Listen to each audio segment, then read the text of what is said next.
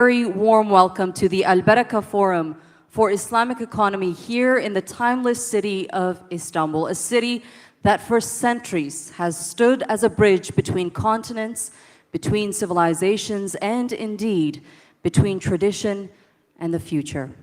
It is only fitting that we gather here where merchants once traded spices, silk, and stories along the old Silk Road, and where visionary scholars shaped philosophies that still guide us today. And we are once again reminded that the Islamic world has long been a center of not just spiritual, but economic wisdom. This forum is not just a conference. It's a platform for ideas, a marketplace for innovation, and above all, a gathering of conscience where we explore how Islamic economic principles can offer not only profitability, but purpose, not only growth, but justice, and not only returns, but responsibility. In a world grappling with inequality, climate crisis, and economic instability, the ethical foundations of the Islamic economy rooted in risk-sharing, social justice, and real asset-based finance offer a powerful alternative, one that aligns faith with fairness and belief with bold innovation. Today, you will hear from leading thinkers and practitioners who are reimagining Islamic finance in the digital age, investing in halal ecosystems, empowering young entrepreneurs, and reviving timeless institutions like the Waqf for the 21st century challenges.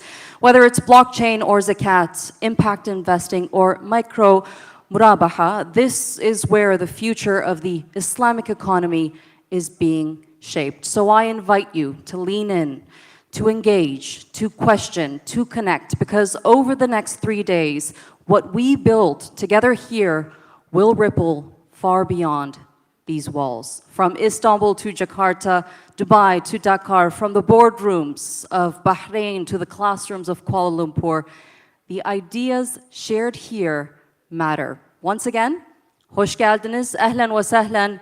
Welcome. May this forum be filled with barakah, with insights, with partnerships, with progress. Ladies and gentlemen, please join me in welcoming the Secretary General of AlBaraka Forum for Islamic Economy, His Excellency, Mr. Yusuf Hassan Khalawi.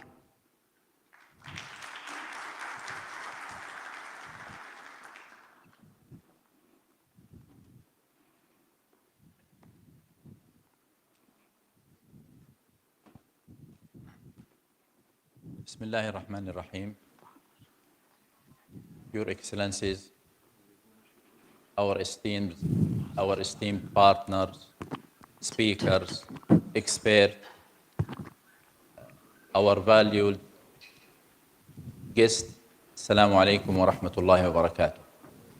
It is with great pleasure to welcome you here in Istanbul Financial Center, where we are hosting our second Global Islamic Economy Summit in Istanbul.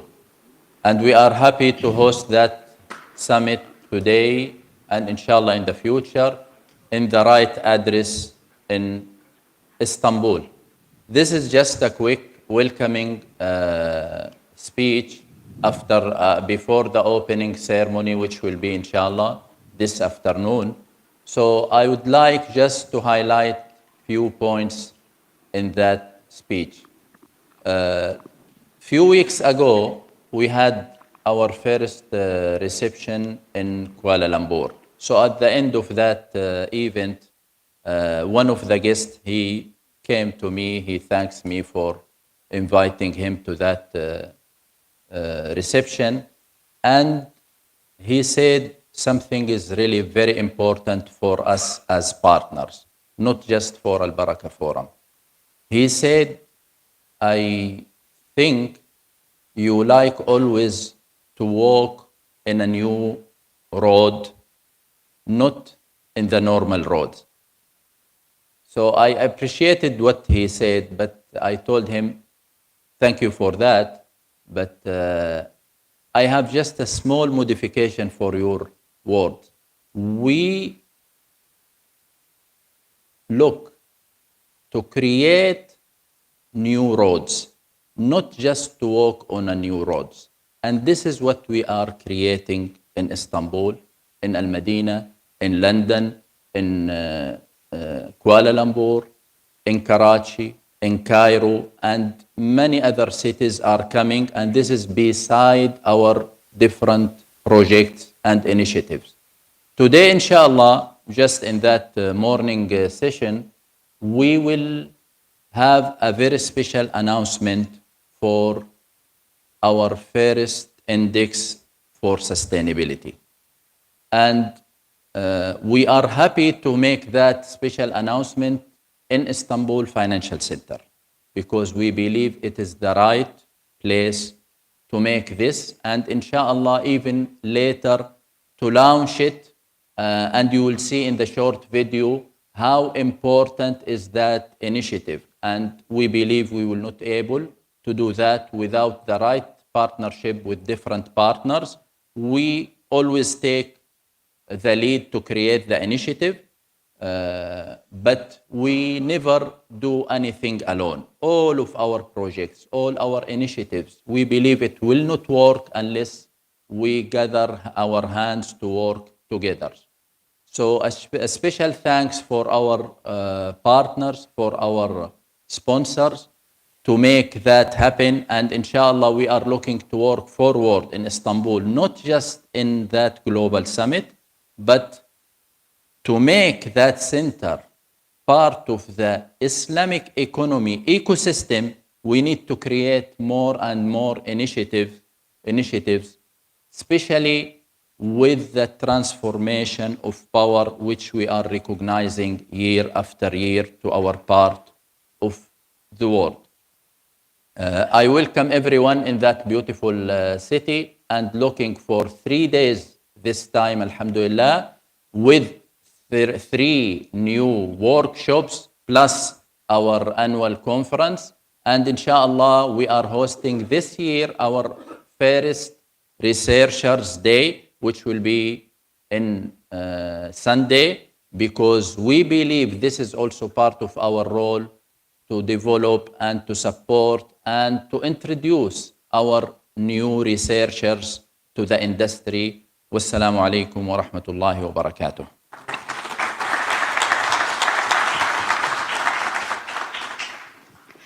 Thank you for those remarks, Mr. Khalawi. I'd now like to introduce our first keynote speaker of the day, the Chief Executive Officer and member of the Board of the Türkiye Wealth Fund, His Excellency, Mr. Salim Arda Ermurt.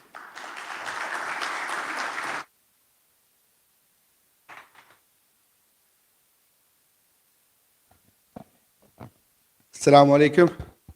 Distinguished guests, esteemed colleagues. It's a privilege to welcome you to the second Global Islamic Economy Summit here in Istanbul and at the heart of its emerging financial center and future. I would like to thank the AlBaraka Forum for bringing us together, and gatherings like that, this really matters. They help us build trust, share ideas, and shape the future of Islamic finance on a global scale. We are proud to be a part of this important conversation, and we are especially proud to host you here, not just in Istanbul, but at the Istanbul Finance Center.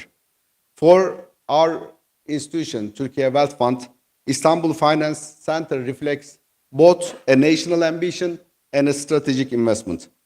Today, we are building on it. Since we,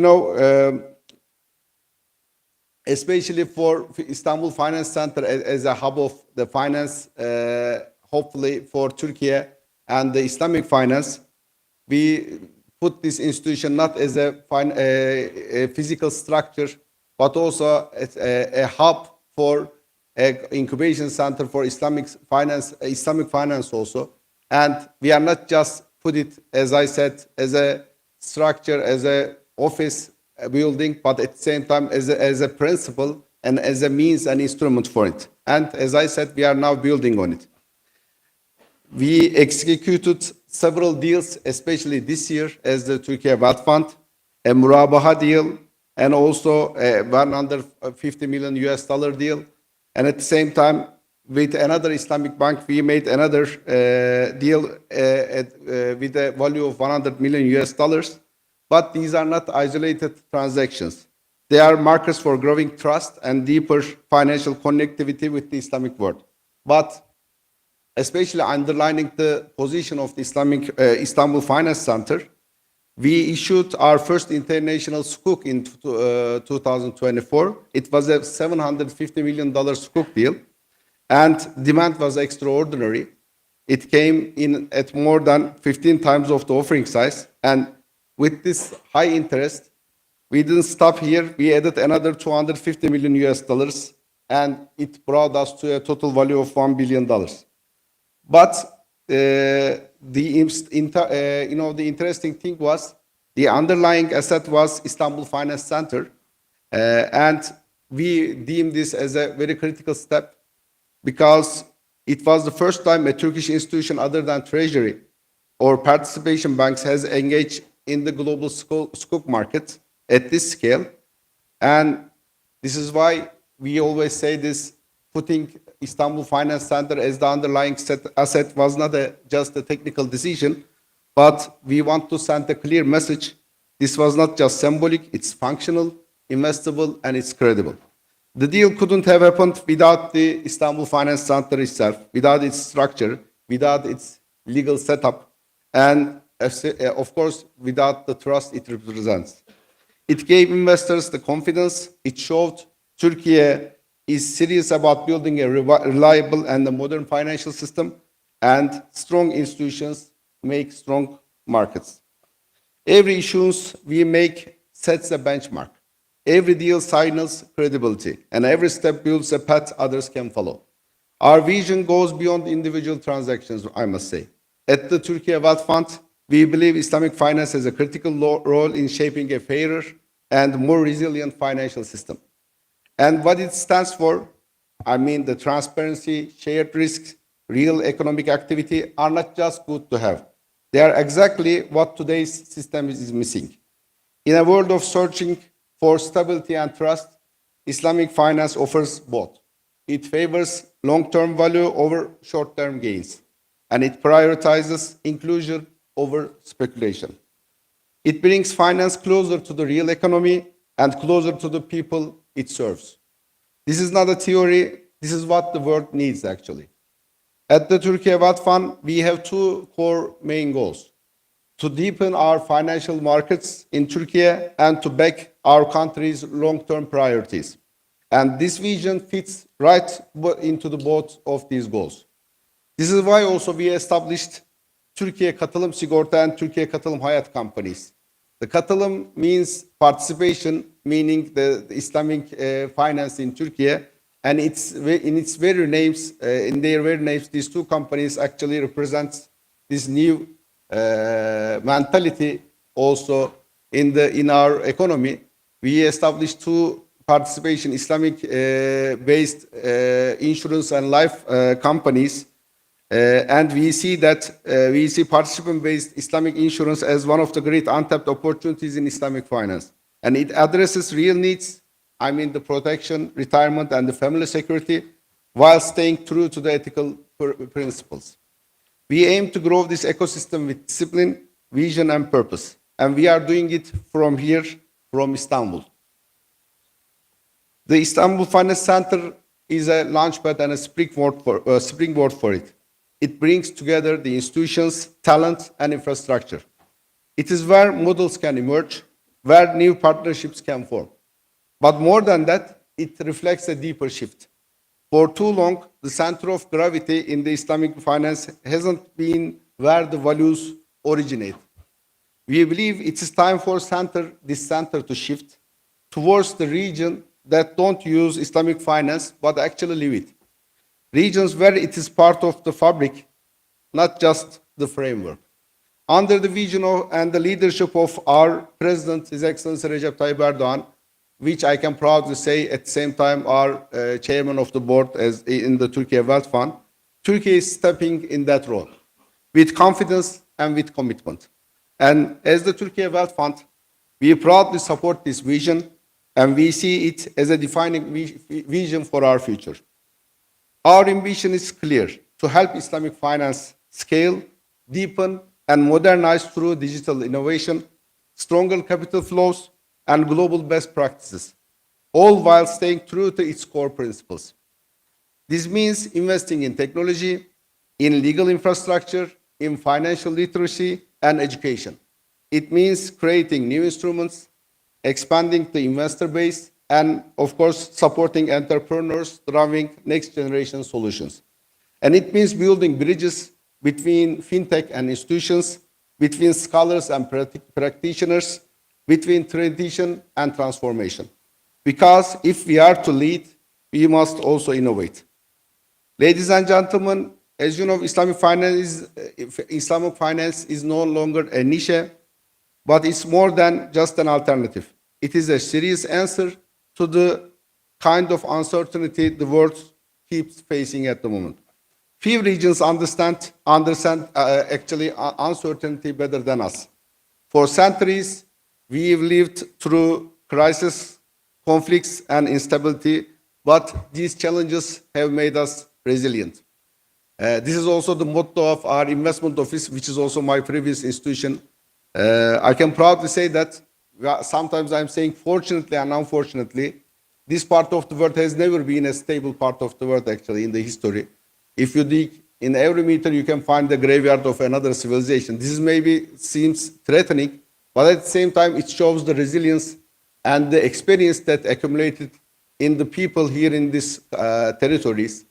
This is why we usually telling the investors, when I was in the investment office, and I'm sure the existing chairman, Mr. Dawlol, is doing the same thing in a better way. We were saying that asking again the same questions again and again, what about the regional conflicts, what about the problems, what about the crisis. It is important to concentrate on the talent and experience here, the difference that we can offer to the uncertainties of the world. Now, in a search of these, the new anchors, new models, this part of the world actually can offer new opportunities with their experience, with their resilience that they accumulated throughout the years. And this is how we survived in these territories. And now I think we can say that we have something to offer in that way. The same resilience, we believe, that lives in also Islamic finance. It is rooted in values that promote stability, transparency, shared risk, and real economic activity. It offers something different from the short-term thinking of conventional finance. When economic crisis shook global markets, the world began to search for new models. And many began to question the foundations of the conventional finance. The moment revealed the cost of excess and the risks and of disconnection from real economic value. Islamic finance showed that another way is also possible. And today, we can confidently say we are in the right place, at the right time, with the right people.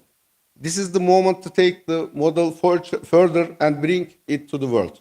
Turkey is proud to build the future, not by following, but also by leading with clarity and intent.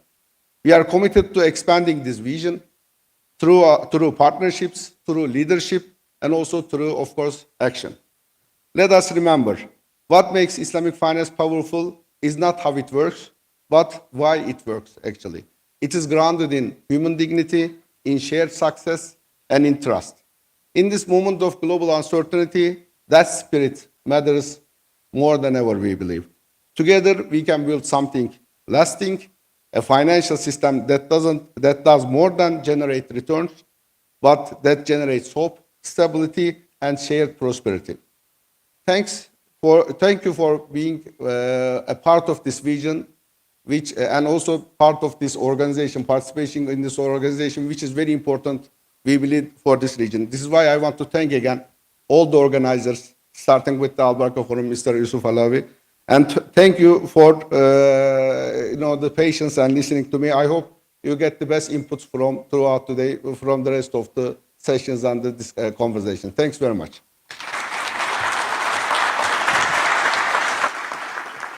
Mr. Armut, thank you for your contributions. I'd now like to invite the Governor of the Central Bank of the Republic of Turkey, His Excellency Dr. Fatih Karahan.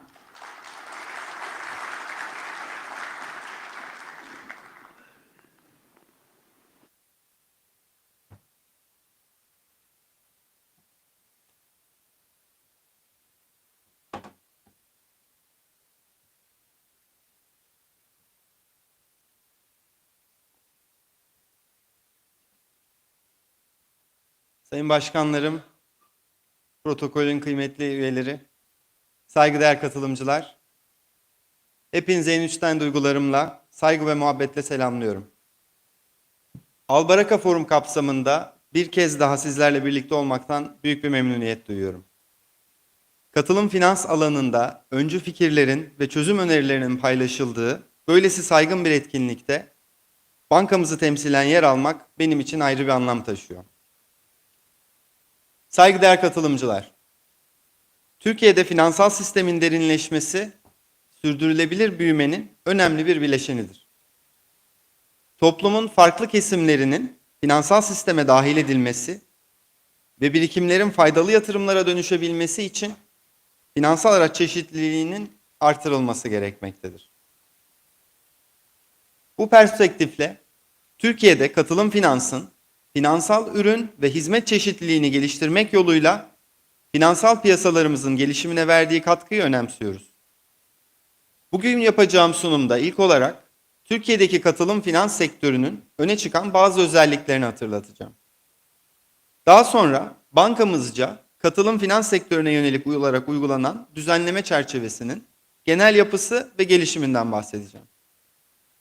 Son olarak sektörün uzun vadeli küresel görünümüne değineceğim. Katılım finans sektörünün Türkiye'deki varlığı esasen çok gerilere gitmemektedir. Ve sektörün oluşum yıllarındaki büyüme temposu düşük seyretmiştir.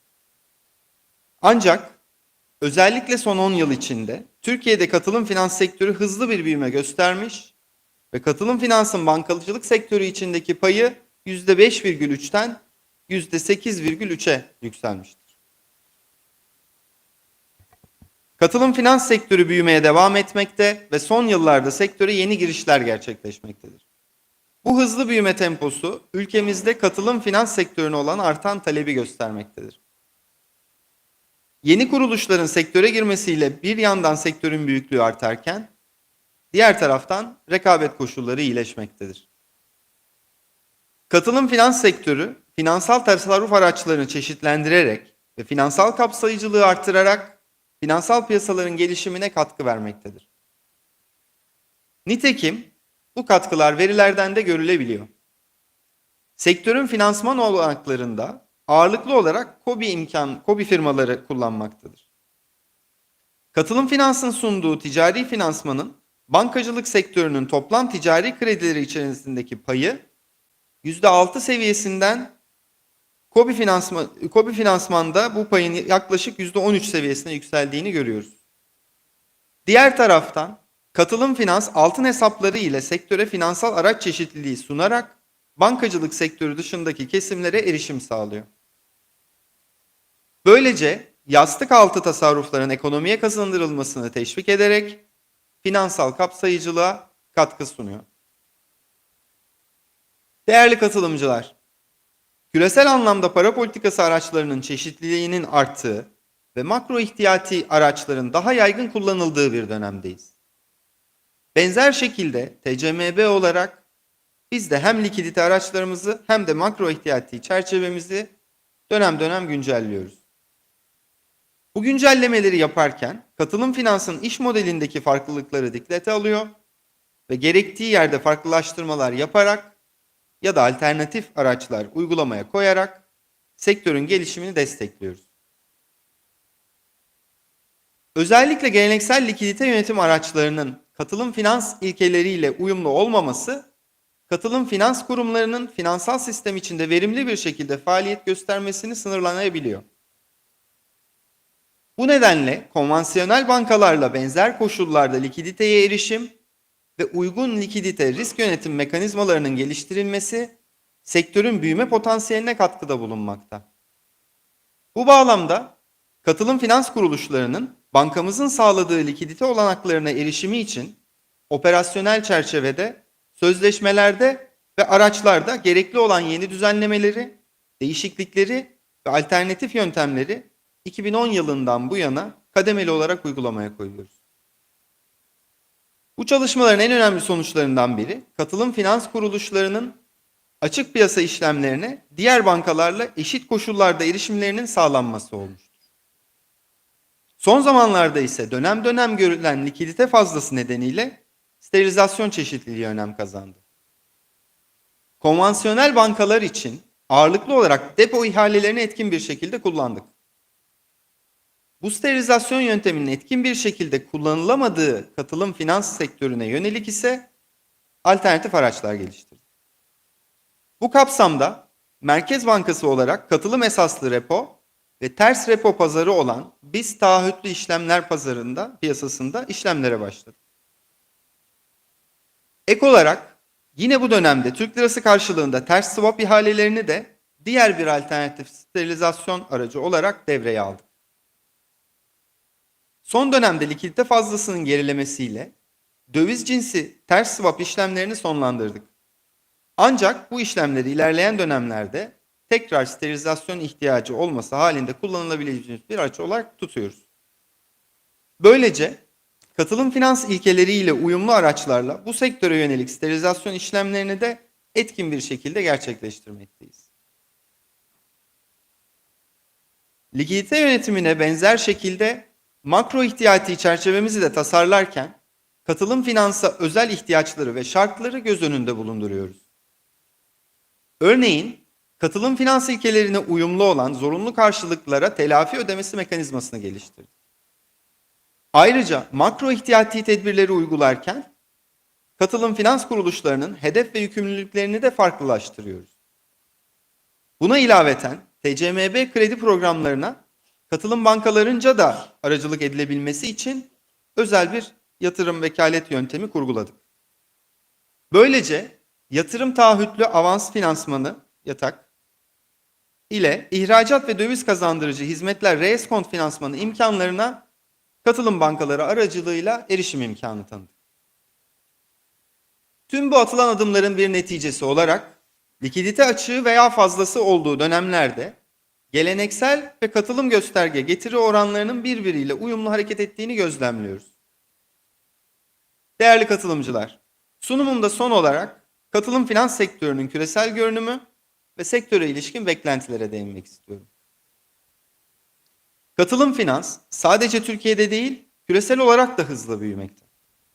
Güncel IFSB verileri küresel İslami finans varlıklarının 2024 yılı itibarıyla yaklaşık 3,9 trilyon ABD dolarına ulaştığını ortaya koymakta. Sektörün büyüme hızı oldukça yüksek. Sektör son 10 yılda ortalama %8,4 oranında büyüdü. Türkiye küresel İslami bankacılık varlıklarında yaklaşık %3'lük bir paya sahipken kamu ve özel sektör sukuk ihraç payları sırasıyla %4,1 ve %22,5. Bu rakamlar Türkiye'de de katılım finansın büyüme potansiyelinin yüksek olmaya devam ettiğini ima ediyor. Sektörün küresel piyasada büyüme hızını sürdürebilmesi için piyasa derinliğinin artması ve özellikle kısa vadeli likidite imkanlarının genişlemesi oldukça önemli. Bu bağlamda yüksek kaliteli likit varlık eksikliği katılım finans sektöründe dünya genelinde sektörün yaşadığı önemli bir zorluk olarak öne çıkıyor. Yine ikincil piyasaların derinleşmesi ve düzenli sukuk ihraçları hususunda sektörde derinliğe ve ürün çeşitliliğine ihtiyaç bulunduğu görülüyor. Bu çerçevede bankamızın da kurucu ortakları arasında yer aldığı Uluslararası İslami Likidite Yönetimi Kuruluşu IALM, küresel katılım finans sektörünün önde gelen pazarlarında kısa vadeli sukuk ihracı gerçekleştirmekte. Biz dahil hissedarların çoğu yıllık temettülerini tekrar kurum sermayesine ekleyerek IALM'in büyümesine destek oluyor. IALM ihraçlarının artması, katılım finans kuruluşlarının likidite yönetiminin kolaylaştırılmasına ve finansal piyasaların derinlik kazanmasına önemli katkı sunuyor.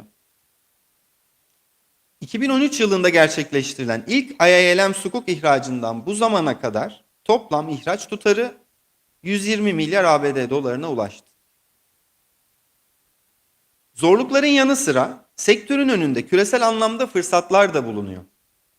Örneğin ESG olarak bilinen çevresel, sosyal ve yönetişim odaklı finansmanı kapsayan küresel sürdürülebilir borç piyasasında yıllık hacim 1,5 trilyon ABD doları seviyesinde.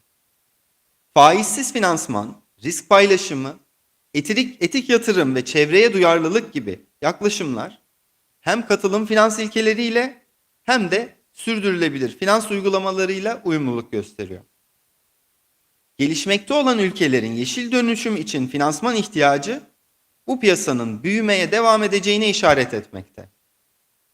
Katılım finans sektörü küresel ESG trendlerine entegre olma potansiyeline sahip görünüyor ve bu alan sektör için önemli bir büyüme fırsatı sunmakta.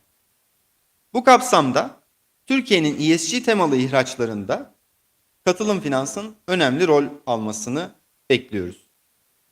Değerli katılımcılar, düzenli aralıklarla katılım finans sektörünün paydaşları ile buluşuyoruz. Bugünkü buluşmamızın da bilgi paylaşımı ve ortak vizyon geliştirme açısından son derece verimli geçeceğini düşünüyorum. AlBaraka Forum'un katılım finans paydaşları arasındaki diyaloğa katkılarını takdir ediyor, emeği geçen herkese teşekkür ediyorum. Hepinizi tekrar saygıyla selamlıyorum.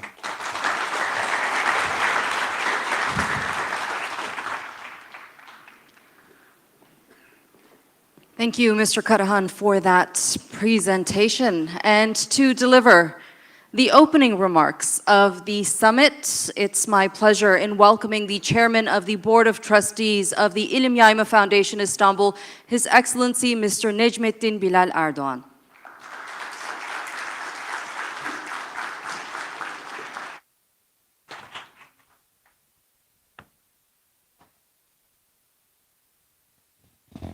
Assalamu alaikum. Distinguished guests, esteemed scholars, representatives of the world of Islamic finance community, ladies and gentlemen, I extend to each and every one of you my warmest regards. It is truly an honor to be with you once again in this Global Islamic Economy Summit. When Mr. Ermut was talking about the security in the region, I remembered an Italian friend of mine when I was living in Bologna, Italy. He was the vice rector actually of the Bologna University, and he's an archaeologist, and he's digging in the region, in Syria, in southeast of Turkey, and when a terror organization was ruling the south of Gaziantep, his dig was right at the very border, and he was digging along with Turkish tanks and watching the flags of the terrorist organization on the other side. And his family was asking me in Italy, Bilal, why is he there? Do you think it is safe there? And always he would respond, this is safer than Switzerland. So he proved to be right. He opened his Archeo Park last year with great success. And he has really discovered immense artifacts from more than 2 millennia before. And Turkey continues to be this safe haven among all these wars in the region, and we've been witnessing those wars since the 80s, starting with the Iran-Iraq war, then the first Gulf War, the second Gulf War, Syria, Iraq, and if you extend it a little bit, then you go up to the war in Ukraine, instabilities in other neighboring countries. It is really striking to see that all that instability seems to be serving now to this genocide that's unfolding in Palestine. And the emphasis on this story that the security of a country necessitates insecurity for others. You know, that is actually the reality that we are facing for several decades now. And I'm hoping for once this genocide will come to an end, hopefully, and really the security of anybody will not necessitate the insecurity of anybody else. And that's why I would like to pray once again that this genocide unfolding in Gaza comes to an end, inshallah.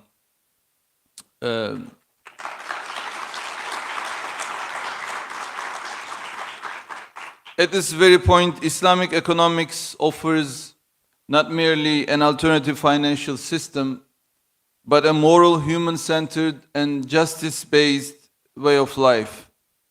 As someone working a lot in the field of education with universities, with scholarship programs, and with students, with youth, I think the Islamic finance sector, the people, you guys, the people who are actually working in this field every day, have a great information asymmetry with the people. You know, the fact that we are still talking about 8% in Turkey, even that 8% to a great extent do not realize what Islamic finance means. It is not really only about an interest-free way of reaching finance. It is actually a potential alternative paradigm for humanity. We have really internalized the fact that we are living in a capitalist world, but we don't realize, if we think about Anatolia being thousands and thousands years old, this is only about 200 years old system. So we don't know what's going to take place in another 200 years, whether we will be facing another type of economic system. But I can attest to one thing for sure, that this capitalist system is not Islamic. Because the values, what we call the maqasid Sharia, are not really targeted in the way this capitalist system is shaped and formed. So the goal is not really to evade interest only, because it is not halal. But the goal is to really work for an alternative paradigm for people to begin questioning what this sort of financial system is actually making out of us. So Islamic economics really, this aspect is only one component, and we should really work to narrow that information asymmetry with the users, with those who need access to finance. And really, I also criticize the sector within our country for being too conservative in the way they approach their work, in their way of marketing as well. So how do we frame our products? How do we try to make sure that people realize that there are these ways of doing similar things as well? And it's not only about, it's not only about evading interest. It's also about making partnerships. We are talking about participation in Turkey. When you say participation institutions, we mean interest-free Islamic finance. But are we really participating? Who is participating? Do the participants realize that they are participating in something? So how can we make sure that this partnership is more resonating with the society and they are more aware of what's happening? So we should ask if our financial products are aligned with the Islamic ethical values. Are we satisfied with merely avoiding interest, or are we fulfilling our moral and social obligations? Are we integrating individuals into the system by empowering them, or do we just care about indebting them? Millions of people today live still outside of the banking system, not because they are excluded, but because the system itself has lost its humanity. Islamic finance should not merely bring these individuals into the system, it must uplift them with dignity that it offers. So we should consider over 800 million people lack access to clean water. I guess you should add 2 million in Gaza to that. Over 1 billion face food insecurity.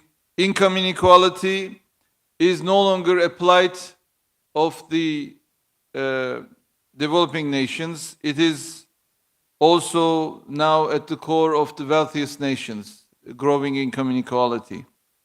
We can change this, but we can only change this by putting humans again at the center of our systems. That's why we need to reinforce the concept of human-centered economy. We are speaking of a model where ethics, compassion, and responsibility lie at the heart of production, consumption, distribution, and finance. This is precisely the model that Islamic economics proposes. So, zakat is not just an act of worship. It is a mechanism for social equity. Waqf is not merely a historical institution, it is a formal structure for social solidarity. Sadaqah is not just personal charity, it is a tool for reinforcing social justice. And profit-loss sharing is not just a financing model, it is an ethical framework for sharing both risk and value. Therefore, we should focus not only on what we reject, but more importantly, what we seek to rebuild in its place. So, dear guests, we must grow Islamic finance without detaching it from its ethical roots. And innovation over imitation must be the way forward. We must develop collective financial solidarity mechanisms, zakat, waqf, and sadaqah for addressing global humanitarian crises. And platforms like these, the AlBaraka summits, must be treated not merely as financial conferences, but as arenas for moral and intellectual cooperation. That's why, as a board member of Ibn Khaldun University, with Ibn Khaldun's vision of justice, Imam Ghazali's perspective on ethics, and the technical sophistication of our times, I truly believe we can shape a new horizon together. Allow me to conclude by once again expressing our unwavering solidarity with our Palestinian brothers and sisters. Every innocent life lost is a wound to our conscience. Every voice raised here in these fora is important. We will continue to raise that voice, we will amplify it, and we will support it with more action. Allah grant us the will to establish a world order based on justice, mercy, and wisdom, inshallah. Thank you. Wassalamu alaikum.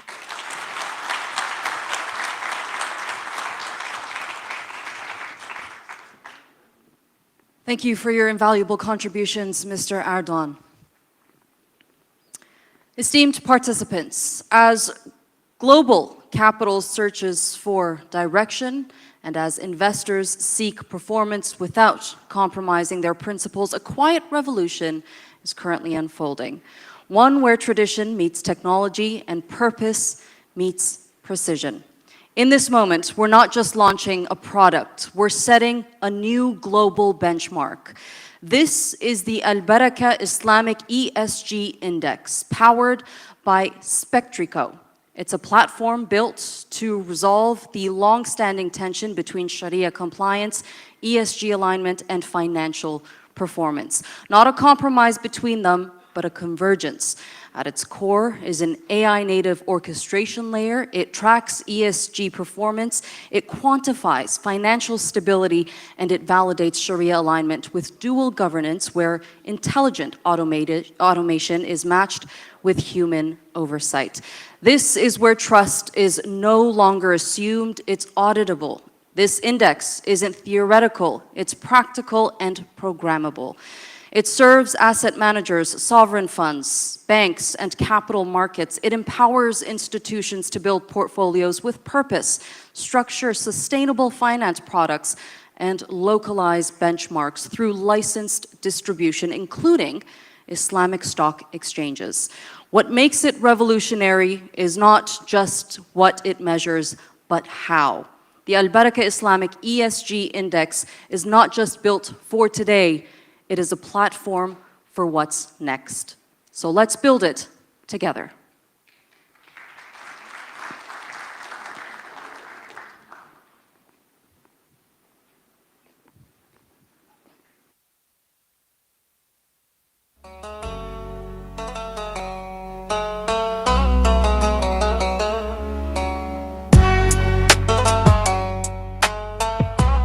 For too long, investors had to choose Sharia compliance, ESG alignment, or financial performance. Now that choice is over. The AlBaraka Islamic ESG Index, powered by Spectrico, unites Maqasid al-Sharia principles with global ESG frameworks into one credible investable standard. Built for listed and private markets, an AI-native engine evaluates ESG, financial, and Sharia data in real time with automated scoring, full auditability, and dual oversight by AI and Sharia governance. It empowers institutions to build compliant, performance-driven strategies. The AlBaraka Islamic ESG Index is built for asset managers, sovereign funds, capital markets, and banks.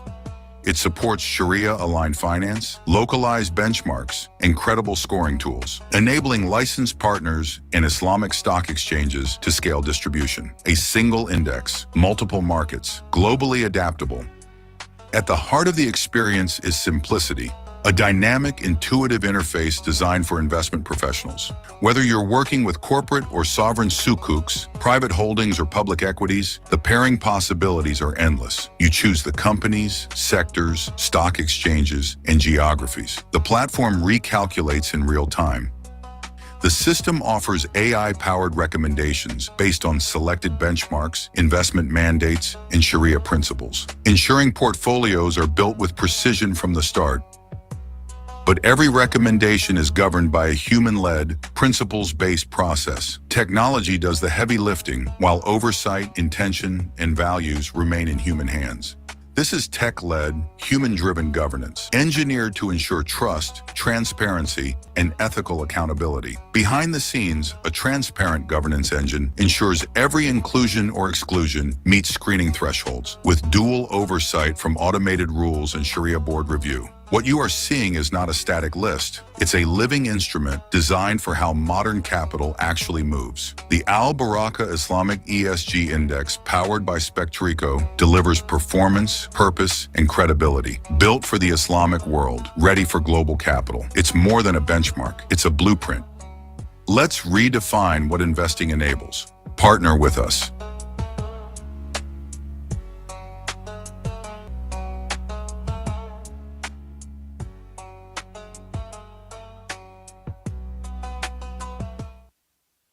Esteemed participants, ladies and gentlemen, we are gathered at the Global Islamic Economy Summit, an important platform that has shaped and will continue to shape the world of Islamic finance. A lot of effort has gone into the preparation of this summit, and of course, we would like to recognize that effort by introducing the AlBaraka Summit partners and sponsors. To present these certificates, I would like to call the Secretary General of the AlBaraka Forum for Islamic Economy, His Excellency Yusuf Hassan Khalawi, to honor our partners and sponsors of the second Global Islamic Economy Summit in Istanbul.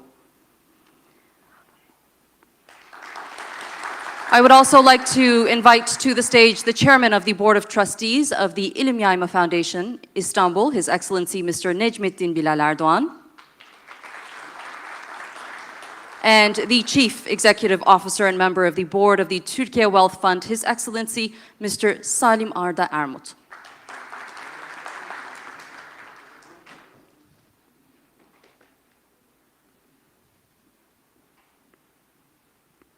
We will begin with our global partner. They are the AlBaraka Group. Please welcome the Chief Executive Officer of AlBaraka Group, Mr. Hussam bin Haj Amr.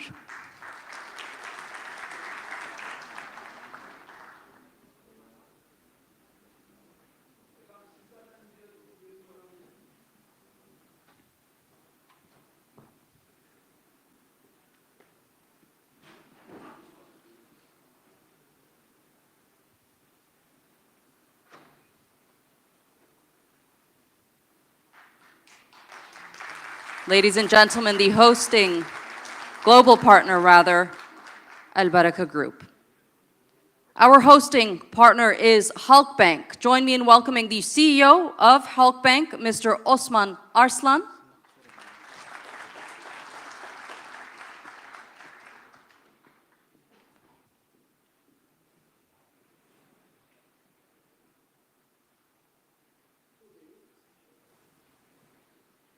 The summit's hosting partner, Halkbank, there. Next is our platinum sponsors representing Türkiye Katılım Sigorta is Mr. Güray Çelik, the general manager at Türkiye Katılım Sigorta.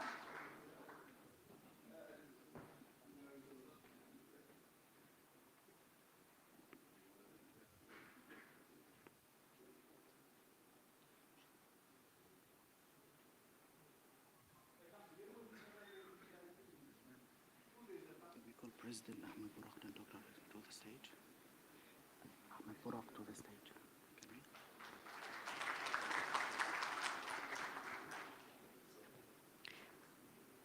Sizi şöyle alalım efendim. Before we continue welcoming our sponsors to the stage, I would like to welcome the President of the Investment and Finance Office of the Republic of Turkey, His Excellency, Mr. Ahmet Burak Dağlıoğlu, to the stage to present these certificates as well. Welcome. Continuing with our platinum sponsors, representing the Emlak Katılım Bank is the Deputy General Manager of Credit Risk Management, Mr. Nihat Bulut.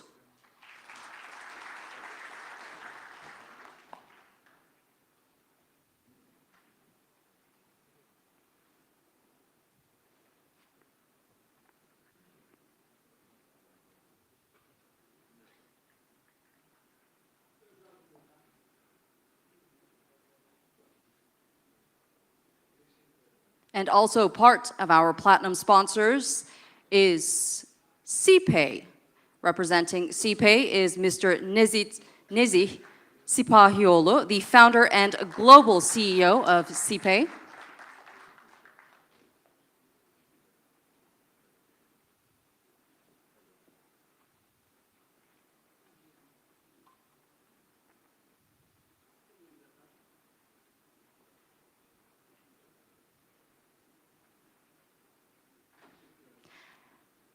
And our gold sponsor is Takas Bank. Please welcome the President of the Board of Members of Takas Bank, Mr. Mahmut Kayacık.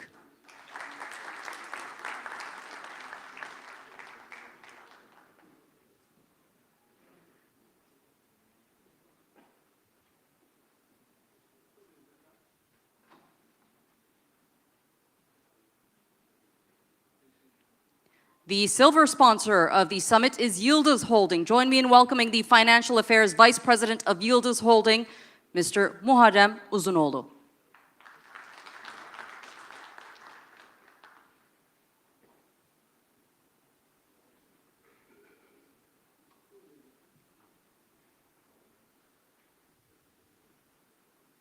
Next are our bronze sponsors. Representing the Ziraat Participation Bank is the Deputy General Manager of Product Management and Digital Banking at Ziraat Participation Bank, Mr. Suat Tüccar.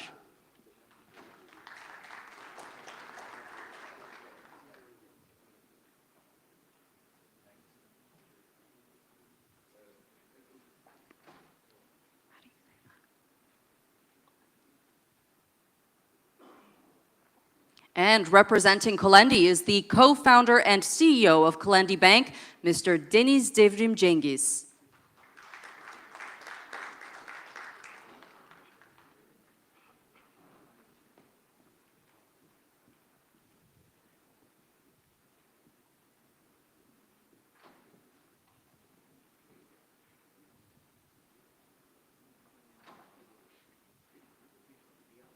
Ladies and gentlemen, those were our bronze sponsors of the AlBaraka Summit.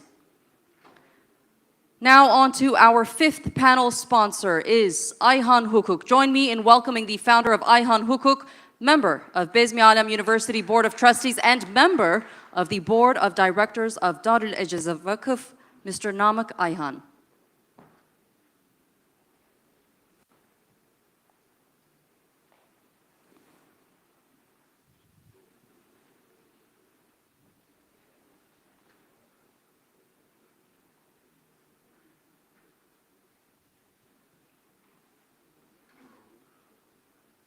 And last but certainly not least is our office media partner, Iqra. Please welcome Iqra Media Manager, Mr. Hasan Alatas.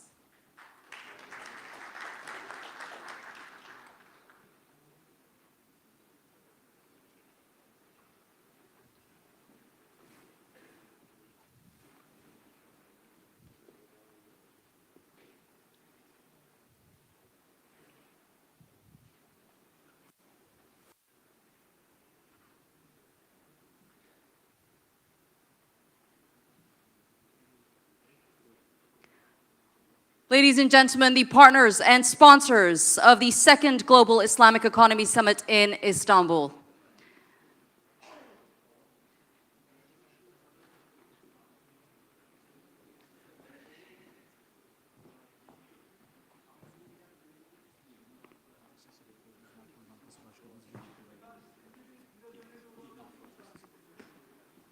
İbni Haldun Üniversitesi rektörümüzü de davet etmek istiyorum sahneye. Merkez Bankası Genel Müdürümüzü de davet etmek istiyorum sahneye.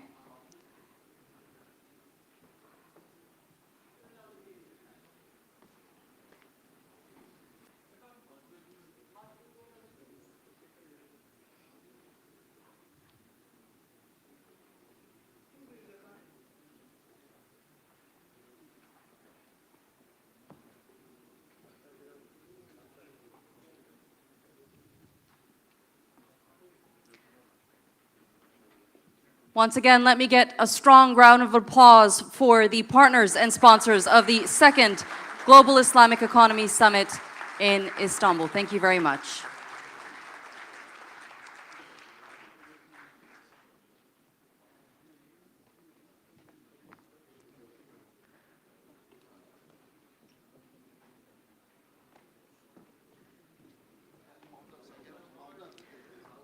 I'd like to ask our esteemed guests to stay seated as we will be continuing with our high-level panel in a very short moment. I would kindly like our guests to stay seated as we are going to continue with our summit momentarily. Thank you.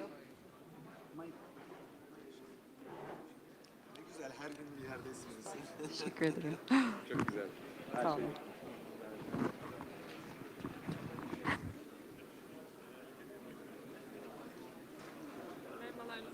İyiyim canım.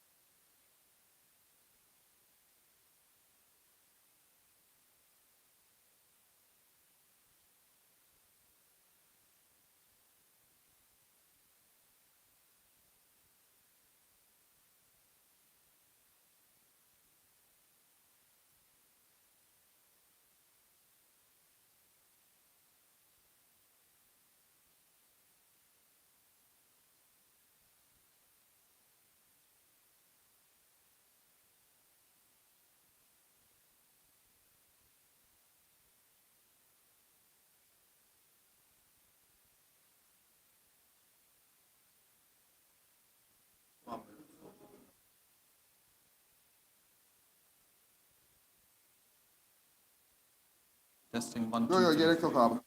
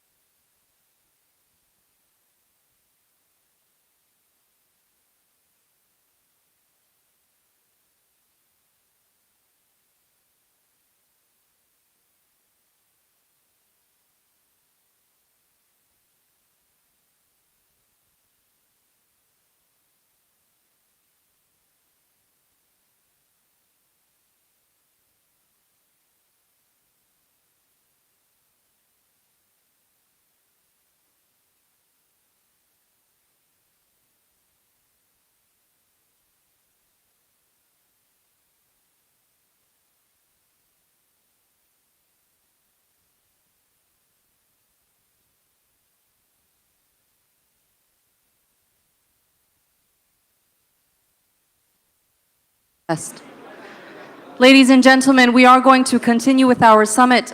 I would kindly like to ask all of our guests to make their way to their seats as we are going to continue with our high-level panel discussion momentarily. I do see a lot of people standing up. I would kindly like them to make their way to their seats so we can continue on with our high-level panel discussion, the first panel of the forum that is set to take place momentarily.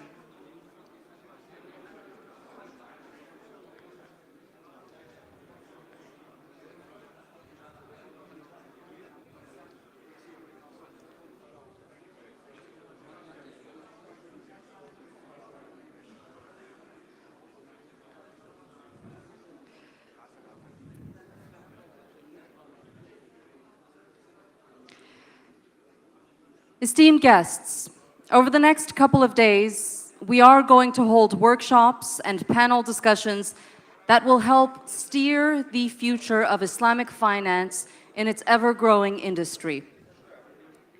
I would like to begin those discussions with our high-level panel of the summit titled Strategic Islamic Economic Planning, the Islamic Bank Strategies for Sustainable and Long-Term Islamic Impactful Economy.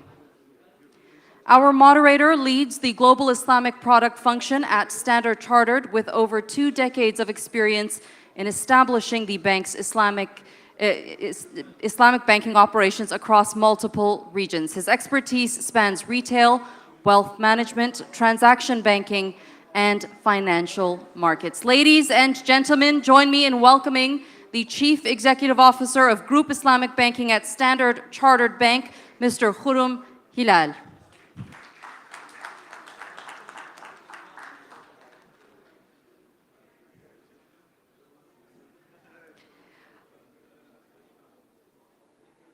Joining Mr. Hilal are the Group Executive Officer at Dubai Islamic Banking, Dr. Adnan Chilwan.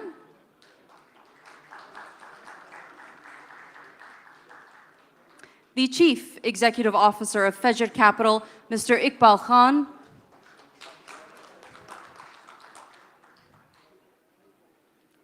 And the Chairman of the Economic and Financial Policy Committee of the House of Representatives of the Parliament of the Federation of Bosnia and Herzegovina, Dr. Amir Cavalic. Over to you, Mr. Hilal. Am I audible at the back? Can I get a thumbs up if I'm audible at the back? Not yet, not yet. Okay, all right. Bismillah ar-Rahman ar-Rahim. Alhamdulillah wa salatu wa salamu ala Rasulullah wa ala alihi wa man wala. It's really a great privilege and honor for me to be moderating this very first panel session at the second Global Islamic Economy Summit here in Istanbul, organized by AlBaraka Forum, really carrying on the legacy of late Sheikh Saleh Kamil. May Allah subhanahu wa ta'ala give him great reward for all his efforts for the Ummah. We're living in an era where it's defined by unprecedented economic and geopolitical challenges, from intensifying trade wars and global inflationary pressures to devastating conflicts in both the East and the West. These are not only economic shocks, but human tragedies that have shaken the global conscience.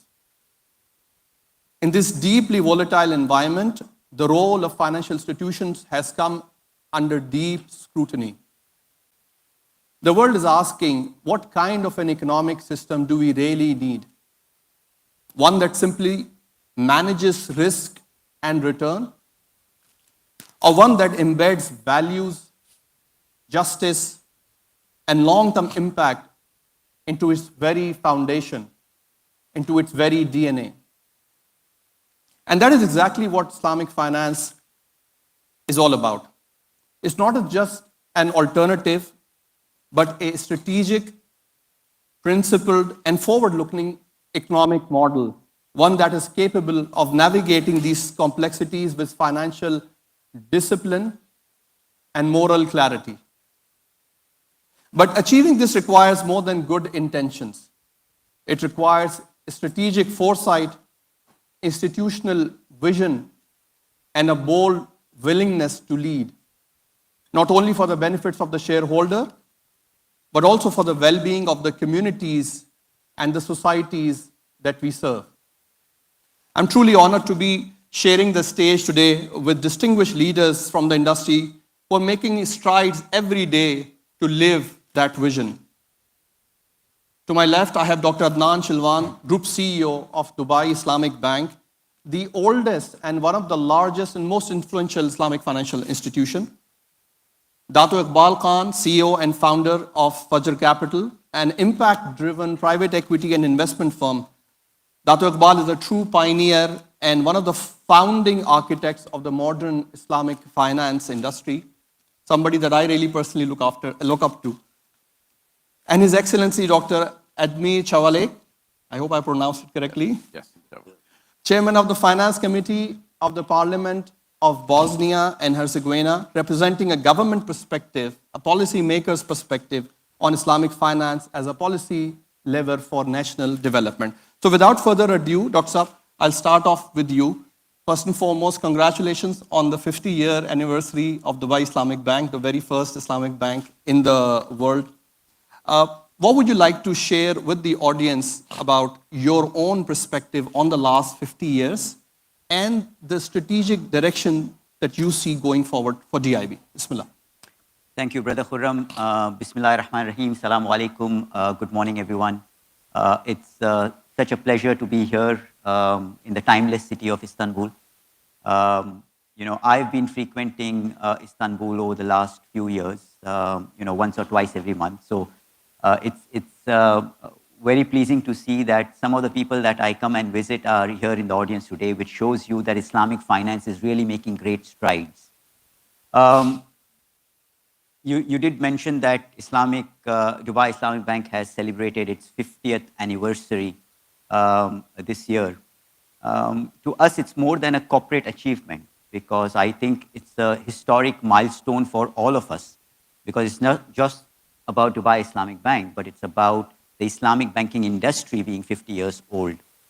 And from my perspective, what we've achieved in 50 years requires a lot of appreciation, because what started in 1975 as an alternative form, to give the larger ummah an opportunity to have an alternative form of banking, today has become a fabric of many nations and institutions. It has gone into more continents and more geographies than we could ever envision way back in 1975. The industry has gained momentum and scale. Today, growth is not the challenge. The challenge is how do we make impacts on economies, on societies, and build for the future.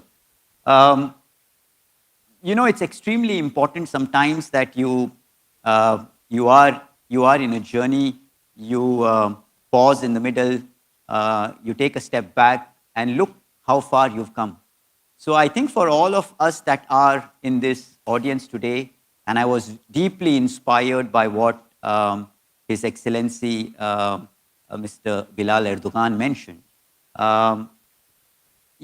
It's extremely important for us to start focusing on the next 50 years. If we believe in the concept of Islamic finance, then we need to stop defending our past and start defining our future. And that defining our future is only going to happen if we are very true to the reason why Islamic finance was introduced. Stay very close to those values. Of course, we've got two key aspects, trust and truth, that are always defining what Islamic finance is all about. But more importantly, the next 50 years, if we have to build a legacy from here on, it has to be around innovative practices. It has to be around standardizing a lot that is not yet standardized. It has to be working together as one block rather than fragmented approaches. Competition will always be there, but for us to make Islamic finance a pure discipline and not an alternative form anymore, if we want to change that and we want to evolve into this being the most important value system, then we need to start accepting and embracing innovation. We need to start accepting and embracing digital technologies, artificial intelligence, all of this, and work towards sustainability. All of this is only going to pave way and charter new roads. So I feel that the first 50 years have been a revolution, but the next 50 years needs to be evolution. Jazakallah khair. Thank you very much. Insightful words there. Iqbal sir, welcome to you now. Mashallah, you've been a pioneer in the industry in the true sense, directly involved in the ideation and setting up of a number of institutions, both locally and globally. How do you see, in your own experience, the last 50 years of the industry, and what is your vision for the future, the next 50 years of the industry? So, Khurram, before I talk about the last 50 years, I think Islamic finance, in fact, predates even Islam. Because if you read the work of a lot of economists, they talk about interest in the monotheistic scriptures, and it's backed on modern financial systems. And it also begins with the Mudaraba-based system, with the Prophet ﷺ, even before Islam, where Hazrat Khadija was the Rabbul Mal and the Prophet ﷺ was the Mudarib. So that whole system started from there. His ethics and values have guided us. But if I was to look at the modern Islamic financial system, last 50 years, the first part was pioneers like Sheikh Saleh Kamil Rahmatullah Alayh, Prince Muhammad Al Faisal, Sheikh Saeed Luta, all the people I've had the privilege to work with and to know. And they really set the tone for the industry. It was a very difficult time. In 1984, Euromoney writes an article, 1985, the Quran in one hand, the calculator in another, will the Prophet's profit rise or fall? Huge skepticism. And then came the movement in the 70s when AlBaraka, Darul Mal, when they started, they were greeted by investors because Islamic finance is actually a C2B movement. It is not a business being established. It was a business was responding to the demand of the consumers. This is the most powerful business model known to mankind, a C2B business. So in the last 50 years, pioneering institutions like the one established by Sheikh Saeed Luta, whose even licensing was actually came back from central bank, Dr. Adnan, you may know this, as a conventional bank. And Sheikh Saeed Luta went back to Sheikh Rashid's royal court and said, AlBaraka, I never asked for a conventional banking license. So it is His Highness who initialed what Sheikh Said Luta wrote on the license, that it is Islamic. So I think the first 50 years, these pioneers and have played a very pivotal role, and we acknowledge their role. We always grow in the image of those whom we respect, those whom we admire in our professional lives. So I pay a tremendous tribute. If you were to look at a mountain, the first 50 years were kind of halfway on the mountain. And that's what Dr. Adnan talked about. And the next 50 years. In the first 50 years, we have democratized financing. We have created like-for-like parity for most of the conventional banking products, right from letters of credit, guarantees, credit card, debit cards. And we have really democratized financing in a way which is very powerful. And there's one dimension which I want to talk about, which is the role of Islamic finance in terms of international trade and commerce. You see, if you are close to a risk, you can understand it better. And if you can understand it better, you can price it better. I remember an article in the 1990s which said, secular Turkey turns to Islamic finance because Islamic finance could provide competitive rates. So Islamic finance, if you look at the league table of Euro money for the 1990s and 2000, in all the categories, countries like Pakistan, Bangladesh, Egypt, even India, were big users of Islamic finance. I remember Indian Oil Corporation borrowing at 350 basis points above LIBOR. So Islamic finance became a provider for cross-border lines in a belt of Islamic countries at a time when the world was being globalized. So I think we have done a very good job. Banks like DIB and the banks in Malaysia, the banks in Saudi Arabia have done a great job. But when you look at the next 50 years, that's where we should be focusing. And you look at down, you see how far you have come, an industry which is in excess of $4.6 trillion. I remember when in my early days of my career, we used to talk about $80 billion, growing at 20%. And from there, we have come to a long way. But when we look to the future, the industry building organizations have to change and become, instead of rule takers, to the ones who articulate the rule for the new broken world economy. Today, with quantitative easing, huge amount of debt, the international financial architecture is broken. And our industry building institutions have to think out of the box. How can we come up with worldwide solutions, not just solutions for the Islamic financial institutions? We have to create role model Islamic financial institutions. So the likes of HSBC and Citibank can say, instead of just having divisions and product propositions, we actually want to become like this. We are not there yet. Dr. Adnan talked about the role of analytics and AI, and I think that's going to be a very powerful figure in moving this forward. But we're living in a deglobalized world, and Islamic finance has to come up with globalized solutions so that it can come up with product propositions which democratizes wealth, philanthropy, and focuses on asset management. So people who are unbankable not only become bankable, but also have the ability to save. And with all the international crisis which is happening, using the technology which is in the Islamic capital markets, socially responsible sukuk, whether it is for earthquakes in Turkey, Pakistan, or whether it is for Gaza, humanitarian sukuks, those are the things which are going to create a big impact. Jazakallah khair. Thank you very much, Dr. Iqbal Saab. Dr. Admin, I'll turn to you now. MashaAllah, from your vantage point, sitting in the parliament as a policy maker, how do you see Islamic finance contributing to the socio-economic development of Bosnia and generally the developing economies?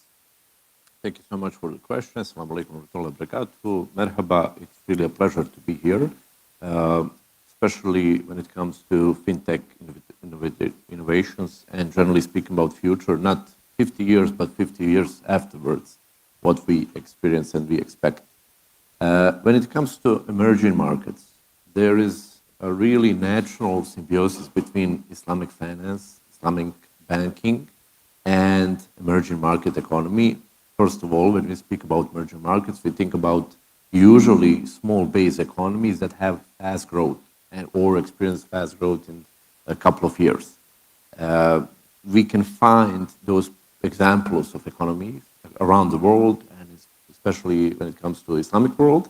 And why is there a symbiosis between the two? First of all, organic feature of Islamic banking. So it's not a top-down approach.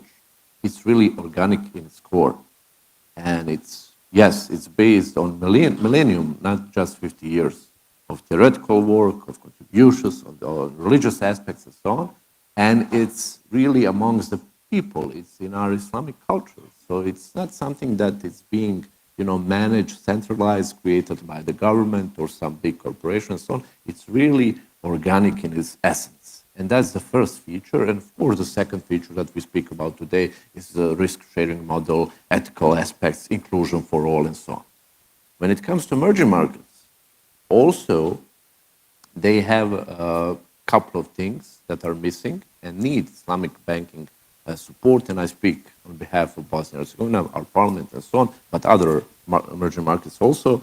First of all, in transitional economies, unfortunately, there was lots of speculation and misdoing from the banking industry, financial sectors. Why? Because they didn't have a developed institution like some developed, for instance, Western economies and so on. They didn't have established institutions. So there was lots of misbehavior, and that created mistrust amongst population. I see potential there for Islamic banking because it's creating a new level of trust, and that brings me to the second point, that new level of trust brings new people. It creates inclusion. So it brings people, especially entrepreneurs, from the bottom of the hierarchy and gives them space to, get established institutional financials for their businesses. What is also a feature of emerging markets? The infrastructure cannot follow the growth that that country is experiencing. So there's lots of space, lots of possibilities for Islamic banks and generally Islamic banking concept to invest in long-term projects. That is something that we are missing. And I think that next to AI, technology, fintech, that is the most important thing that we need to look in the future, how to finance a long-term project. What is a long-term project? Like, I'm really speaking about centuries. So if you look all the developed countries in the world, their main feature, main recipe for success is that they had a long-term, century-long visions, which we unfortunately sometimes, because of our situation of stability, instability, conflicts, lack. So just to sum up, generally, the model is great, it's creating a new level of trust. It needs to recognize infrastructure lacking of some smaller countries, including my country, Bosnia and Herzegovina. And there's lots of potential to invest in people, the human potential, which is still the main resource of this century. So that's my bit unique position as a lawmaker, as an MP. We look this, we analyze that, we're a bit slow. I'm sorry for that. I'm speaking to business people, but I hope we can catch up. Inshallah. Jazakallah khair. Dr. Adnan, I'll come to you now. We've just recently heard the great announcement that UAE has announced its national strategy on Islamic finance and halal with a very ambitious target of more than doubling the sector by 2030. How do you see this announcement, and what would be your kind of suggestions, steps that UAE could take to help accelerate the growth? I think it's it's an announcement that has come at the right time, an announcement that has come on the on the 50th anniversary of the Islamic banking industry, right? So I don't want to take the credit away from the industry and say that it is Dubai Islamic Bank, but in essence, it's an announcement that talks about what do we do over the next foreseeable future. Of course, while the announcement has come on the opportune time, how are we going to make sure that we reach those ambitious targets? Because like you said, Brother Khurram, is we have to make it 2.5 times the size of what it is today. And, you know, the UAE economy from a Islamic asset management perspective is quite a significant economy when you look at the entire global economy. So to double that in size is going to be a key, a key challenge. But if you've done that in the last 50 years, and in the last 50 years, if you look at a decade and a half, Islamic banking industry in the UAE has actually grown significantly, with local domestic players obviously becoming large in size, but more importantly also global players, competing within the same landscape. From my perspective, from my vantage point, I think a few things need to be done in order to make sure that we go towards that target, and that's in the next 5 years, right? Because we're talking about 2030. First of all, we need to standardize, a lot of aspects of the banking in general. Islamic banking, of course, needs a bit of standardization, but also we need to make sure that Islamic banking can operate in a level playing field within the country. There are certain standards that are being spoken about these days, need to be relooked at. Without getting into technical details, needs to be relooked at, because we want to make sure that we have tools that would enable the Islamic economies to go forward. There also needs to be a convergence between not just Islamic finance, but also the other aspects of the Islamic economy. Islamic halal industry is there, Islamic travel and tourism is there. So those need to make sure that are playing in the same sphere. We need to invest in human capital. I think one of the things over the next 50 years, not just in the next 5 years, but over the next 50 years, if we want to take this industry forward and quadruple in size, which is what the economists say it has the potential in the next 50 years to quadruple in size, we need to make sure that human capital is invested in. Of course, then, we need to also make sure that the flavor of the world these days, other than what has happened in the last 6 months, is ESG and ESG compliance. We are automatically, operating in an environment that is ESG friendly, right? Islamic finance is all about ESG. So when you look at our key ethics and our values, it's all around revolving around what the ESG agenda is already there. So I feel that there are a few key aspects from now until the next 5 years, if we focus on, which is exactly what the UAE is doing. Doubling in size would be an achievement that is not as difficult as it seems today. Jazakallah khair. Thank you very much, Dr. Saab. Iqbal sir, I'll come to you now. Now, again, we find ourselves in a situation where the world is going through turbulent times. We have disruption of trade and economic flows. We've got geopolitical tensions resulting in tremendous amount of human suffering. His Excellency Bilal Erdoğan talked about that extensively. What role do you see Islamic finance can play here as an agent of change to give the world a just, a fair financial and economic intermediation model? So you are absolutely right that the world is going through a phenomenon which I call majority-minority nations. The majority in every country thinks that they are a minority.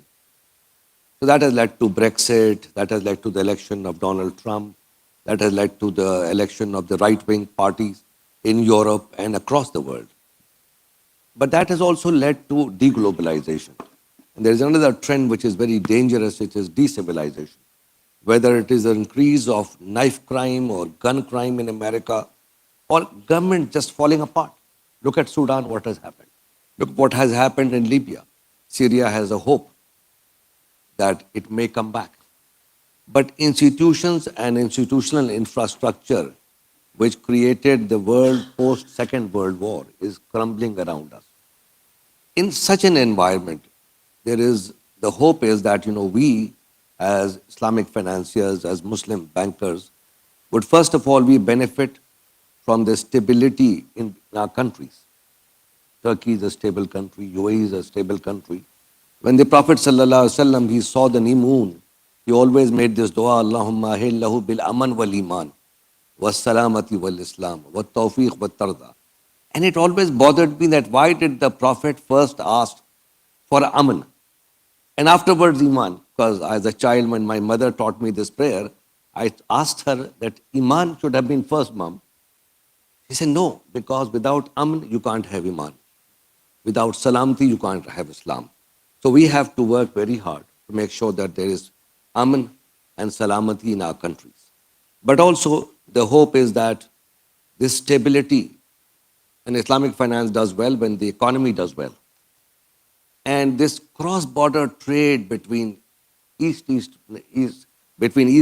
and West Asia, that partnership, what happened in Malaysia last week with China, ASEAN countries, GCC coming together, this is a tremendous opportunity. But supply chain logistics are being disrupted across the world. All the globalized trade economies are struggling because those supply chains are being rebuilt. The only country which has a rudimentary form of supply chain logistics intact is India. Because from 1947 till 1995, India was a closed economy, so it built up a supply chain logistics. So I think there is greater opportunity for a system which promotes investments in the real economy, which promotes capitalism with a moral perspective, which has got the products and services which can connect East Asia and West Asia. And I think China is looking for a way to understand Islamic finance. And Islamic financial institutions will be well advised to engage with more and more East Asia and West Asia. So I see that as a tremendous opportunity. And I believe that our country's stability, especially in the GCC, with the wise leadership which we have, is a tremendous opportunity. The challenges are that the role of the public sector we are seeing is increasing. The private sector, if it is squeezed out, then you get into what is called the middle income trap. Those are very, very serious challenges. But Islamic finance can embrace and present a role model for bridging this divide and bringing in the opportunity to democratize wealth and philanthropy, especially using digitalization to enhance and empower the people who are at the bottom of society. Jazakallah khair. Thank you very much, Dr. Iqbal. I now turn to Dr. Admir. I'm sure the audience will be very keen to hear about some of the legislative and policy changes that Bosnia is bringing to make the sector, the financial sector, more inclusive for Islamic finance. Thank you. As a promoter of these ideas, I'm not satisfied, but I must say that our banking agency recognizes Islamic banks. Unfortunately, doesn't give wings to the Islamic products or products of Islamic banks. Why is that? In Europe, you have three Muslim majority countries, Bosnia and Herzegovina, Kosovo, and Albania. Unfortunately, European skepticism towards Islamic finance is really high in those three countries, especially because we are approaching EU. And there's lots of pressure. Also, I would say it's not just skepticism, it's interest of some conventional banks from EU that stop this trend of developing. We are doing what we can in Parliament. I invite you all that if you have some interest for Bosnia and Herzegovina, please contact us. If you have some interest from Europe, that's a good start to start from Bosnia because we have biggest border actually with EU country neighboring Croatia. I must agree with Mr. Iqbal. The global trends are not going in the right direction. Right-wing European parties, everyone now is watching Bosnia and what we do. So even introducing, Sharia, just the mentioning Sharia, even if that is the law about banks, which should be, like normal secular business law, it's not a big deal, is really from the Brussels perspective or perspective of radical right-wing European parties is a signal, red alarm that they say, look, like these guys in Bosnia are trying to do something. We should stop them from entering EU or we should have some other deal for them or so on. So things are not moving in the right direction, but let me conclude, generally majority of the population, we are multicultural country, secular and so on, has a good appeal of Islamic finance. Even like lots of non-Muslim population, they have a good appeal. And that's something that gives, a promise of success. No one is against it, but institution laws and so on don't recognize it yet. But no one, like if you know, I like to ask ordinary people on the street, you know, non-Muslims, what do you think about it? They would say, yes, financial crisis, you know, I heard about it, I like it, it looks promising, I would invest in it, and so on. So I think that's a huge thing. Like, there is no public or private, how to say, force against it. But unfortunately, laws are not following yet, and we're hoping, working on that. It's a dynamic process. Inshallah. And I think we're all, as Islamic finance community, here to support Bosnia in every effort that you're making. So any support required from UAE, from other institutions, please feel free to reach out to us. I've just been given the instructions by the organizers that we have to fast track the conclusion. So what I would do is that at the end, I'll just request all the honorable panelists here to leave, you know, one parting thought with the audience. If you wanted to share, what would be that, Dr. Adnan? Thank you, Brother Khurram. I think what we need to start understanding that Islamic banking or Islamic finance was not meant to, to be a part of a system. It was meant to improve the world. It was meant to elevate it. So we need to stop saying and trying to fit into the system rather than, we need to start making sure how we can elevate it. And we've spoken about ways on this esteemed panel to talk about how we can elevate.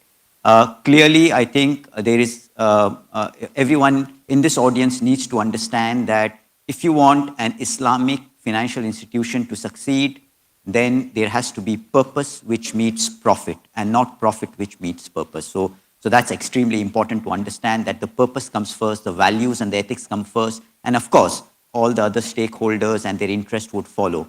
And I've always mentioned this, and I mentioned this even today, that if we want to grow as an industry, not as an institution, but as an industry, we really, really need to make sure that we have to stop trying to say that this is an alternative form.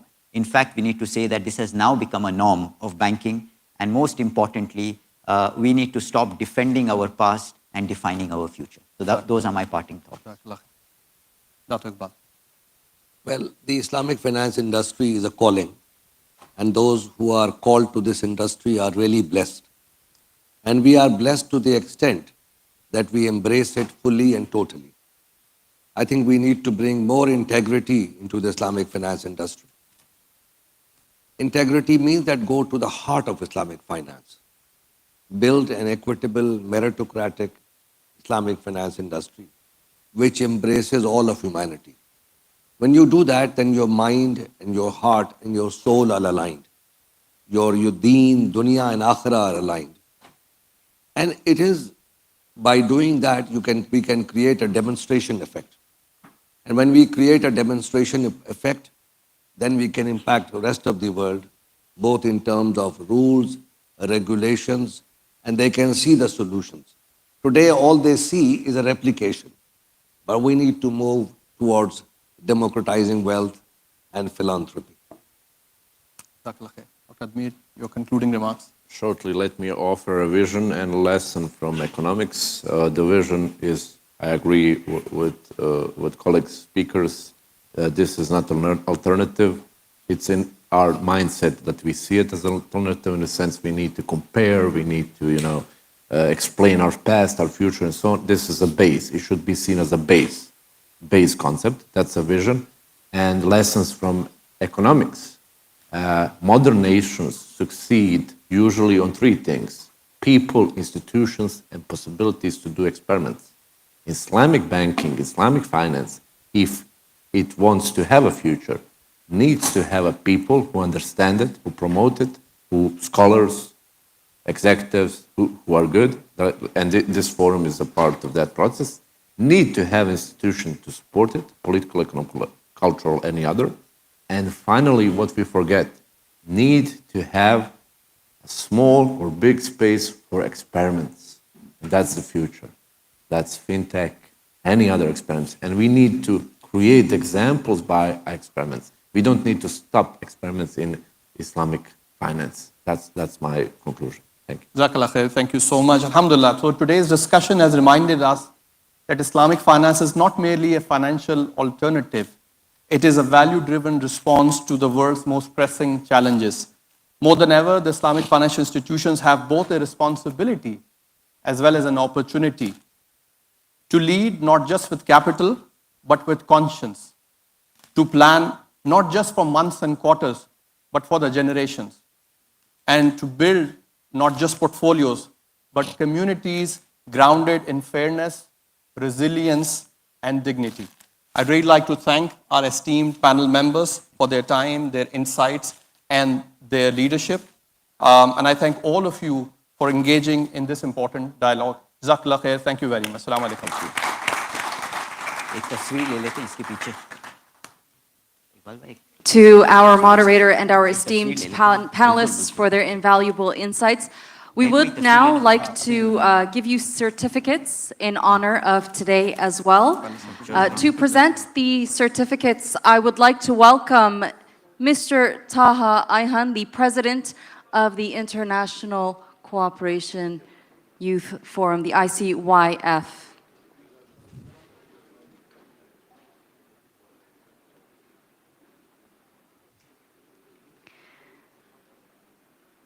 Right, we will present the first certificate to the Group Chief Executive Officer at Dubai Islamic Banking, Dr. Adnan Chilwan. Dr. Adnan Chilwan. Oh, okay, sorry. First to our moderator then. Now to Adnan Chilwan.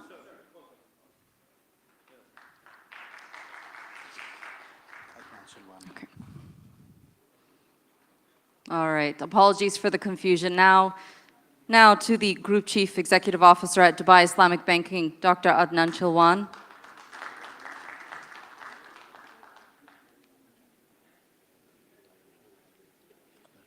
Okay. And the Chief Executive Officer of Fajr Capital, Mr. Iqbal Khan.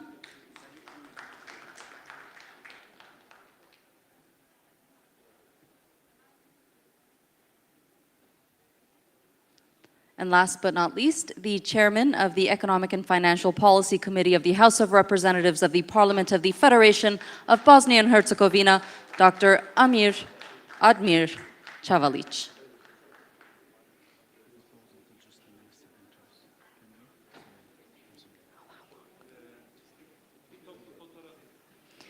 We'd now like to take a family photo of our panelists and our esteemed moderator.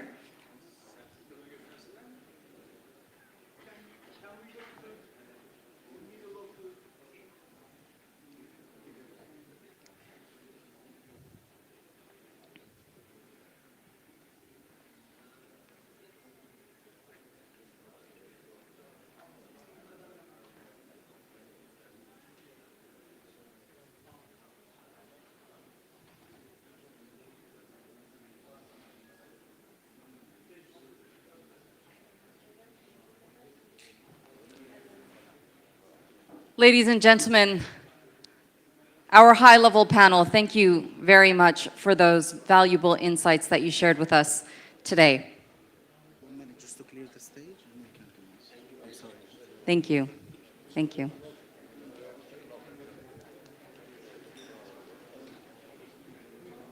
Ladies and gentlemen, our experts, they touched on how Islamic banks can leverage long-term strategies to ensure economic stability and sustainable growth, position themselves strategically in a competitive financial landscape, overcome barriers to enhance competitiveness and drive innovation, while fully maintaining Sharia compliance and adapting to emerging trends. In the next half an hour or so, we will be hearing from our esteemed speakers. We will be hearing from the head of the Investment and Finance Office of the Republic of Turkey, as well as the Minister of Treasury and Finance of the Republic of Turkey, His Excellency Mehmet Şimşek. We are waiting for their arrival into the conference room. In the meantime, I just want to reiterate some of the notes that we have gone through over the last couple of hours here at the AlBaraka Summit. As we mentioned time and time again, this summit is an important platform that is shaped and will continue to shape the world of Islamic finance. A lot of effort has gone into creating this program, so I think it's important to stress on what we aim to achieve here today.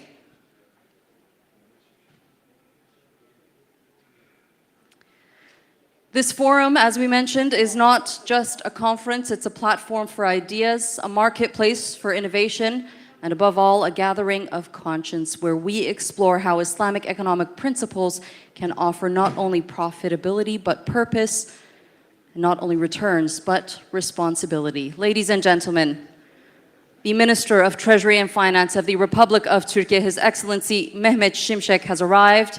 He is with us currently.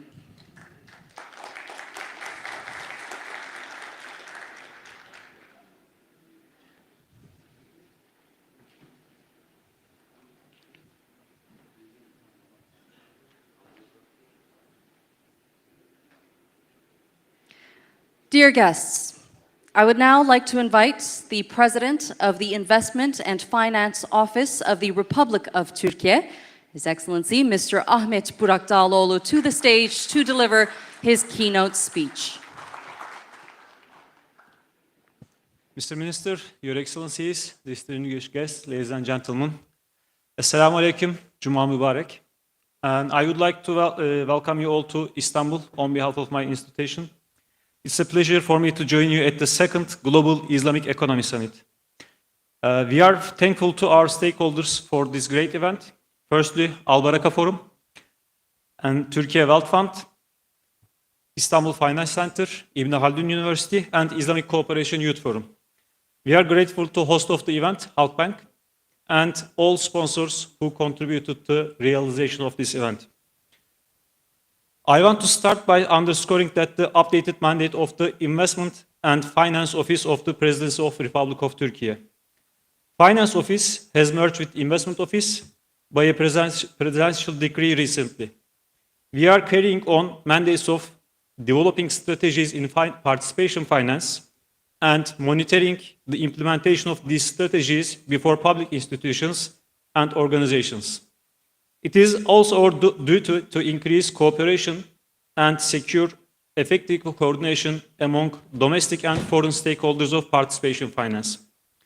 I believe that the expanded responsibilities of the office, combined with its 20 years of legacy in promoting Turkey's investment landscape to global business community, will be a landmark in further development of participation finance in Turkey. Indeed, Turkey has recently made significant strides in developing participation finance, especially with the propelling synergy of the Istanbul Financial Center. In fulfilling our duties, we aim to push the culmination of past efforts forward through 4 main areas of focus, namely strategy development, project development, effective coordination, and internationalization. Regarding our first area of focus, strategy development activities, we will have completed a number of ongoing action items in participation finance strategy documents, which cover 2022 to 2025. Furthermore, we plan to launch a new participation finance strategy document by the last quarter of this year. Project development activities have comprised and will continue to comprise a considerable share of our workload in participating finance. We aim to finalize our ongoing projects as Hajj Fund, Sharia screening mechanism, and integrating halal value chain with participation finance. In securing effective coordination among domestic and international stakeholders of participation finance, we aim to introduce collaboration mechanisms that allows for solid and project-based initiatives, such as increasing the financial sector and academia collaborations in product development. Another specific area that requires close collaboration among different stakeholders is paving the way for mass-scale financial literacy and training programs. An important recent achievement is the preparation of the background materials for the participation finance training program to be launched and managed by Capital Market Boards of Turkey. Reflecting our strong muscles in reaching to a wide-ranging international investor base, we plan to work hard to directly communicate with the prospective financial investors in attracting them to partake in the exciting journey of participation finance in Istanbul as part of our internationalization activities.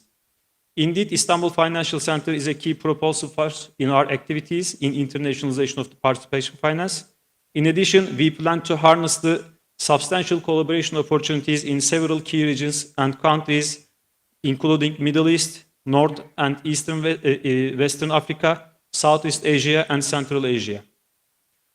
Before ending my remarks, I would like to highlight that Turkey has already put forward a vision of becoming the nexus of the world regarding global Islamic finance with the Istanbul Financial Center. The Investment and Finance Office of the President of Turkey will continue to duly perform its duties in order to push the boundaries of participation finance both in Turkey and abroad.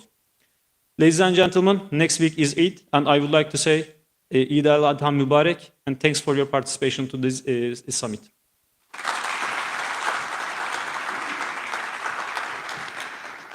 Thank you, Mr. Daloğlu, for those remarks. It is now my great honor to welcome the Minister of Treasury and Finance of the Republic of Turkey, His Excellency, Mr. Mehmet Şimşek.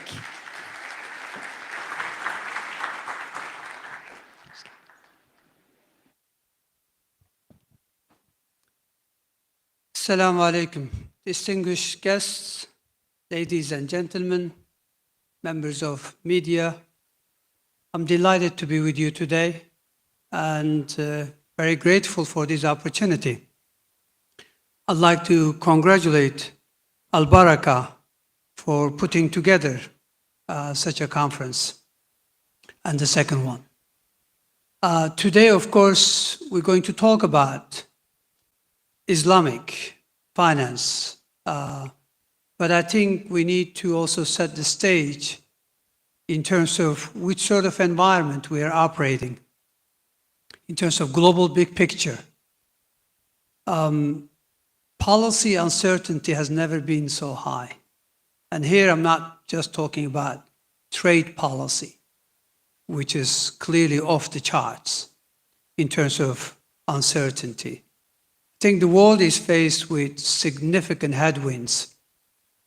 Now, this may sound pretty negative, but actually all challenges also contain opportunities if you're well positioned, if you can understand them, if you can address them. And today, that's why I'd like to start off with some of the global headwinds and what it means in terms of deploying Islamic finance and addressing some of these vulnerabilities. So we are at the world's VUCA moment. VUCA is a military acronym used in the United States. It's essentially to do with volatility, uncertainty, complexity, and ambiguity. And we have, been going through VUCA moment for a while. And as I said, it's not limited to the trade policy. Why? Very simple. There is a geostrategic competition between the United States and China, and that's leading to significant dislocations in trade fragmentation. That on its own, important subject in the sense that trade historically has been one of the engines of growth and is currently sputtering. It's no longer functioning the way it should. But also the world is faced with high global indebtedness. We know that high leverage tends to be associated with macro financial instability. And of course, we're also, on the verge of AI revolution, whether we're talking about artificial general intelligence or whether we're talking about artificial super intelligence, but it is with light. And that, means immense potential in terms of productivity. But we know it's not going to be equally available to everyone. So we're talking about potential deterioration in equality globally, opportunities. So inequalities, again, are a source of tension going forward. Climate is another major. And of course, we also have hot conflicts, geopolitical tensions, and wars that are still going on. So, to keep it short, the world is faced with significant challenges, and the way some big players are dealing with it doesn't really help. So, how does Islamic finance provide a way out? I think that's how we should be talking about it. Because growth is going to be scarce. Growth is already down from relatively high levels of pre-global financial 2008, 2009. But with trade, fragmentation that we are facing, chances are growth to be sub 3% on a more structural basis, considering the type of headwinds. So how do we develop an alternative approach to creating shared prosperity? And that's where Islamic finance comes in. Some of the features of Islamic finance provide hope, because clearly when you are sharing risks, when it's asset-based financing, it means resilience rather than just leverage, the traditional leverage, because traditional leverage, in particular household leverage, tends to be associated, as I said, with financial instability, crisis. Now, sustainability is at the heart of Islamic finance. It is, because it encourages equity participation. And so, inclusiveness, again, is what Islam is about. And here we're talking about, social inclusion, financial inclusion for everyone. So that's why Islamic finance, considering the type of challenges we face, could actually provide us with instruments, but also a path towards better, more stable, shared prosperity. So that's really my message. That's the core message. Now, when we look at Islamic finance, I'm sure previous speakers might have covered all these grounds, but let me just set the scene. There's been rapid development in Islamic finance.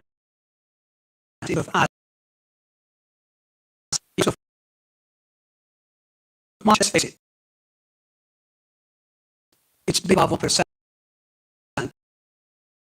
of global financial assets. So really, we truly believe that this is the best way out for the world. It's so tiny that we cannot really yet bank on this. But that doesn't mean that we shouldn't invest in developing it. So that's my second message. So the second message is we should. But to get there, we need to understand what's holding us back. Clearly, we have it to global reach. Islamic attention than small circles. There is local visibility. Admittedly, key players are not investing enough. That's true, I can tell you that. Shortages,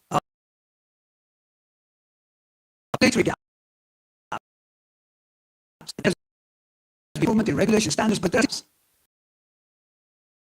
so we know what's holding, and that's what it is. That's down in others. Experience, we were kind of like relatively late in the 1980s. Emergence of was back in but it took a long time.